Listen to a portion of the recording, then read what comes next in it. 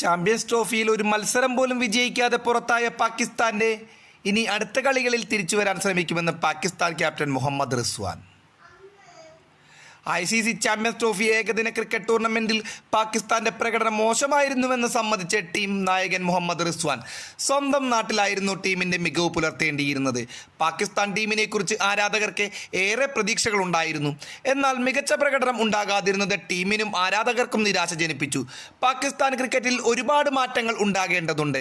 നിലവിലെ ഫോമിലില്ലാത്ത താരങ്ങളെ മാറ്റി പുതിയ താരങ്ങൾ വരണം. ഫോമിലില്ലാത്തവർ ഫോമിൽ തിരിച്ചു വരാൻ ശ്രമിക്കേണ്ടതുമാകുന്നു. ചാമ്പ്യൻസ് ട്രോഫിയിൽ ഫഖർ സൽമാനും സയ്യിദ് അയൂബും പരിക്കേറ്റ് മടങ്ങിയതിനെക്കുറിച്ചും റിസ്വാൻ പ്രതികരണം നടത്തി.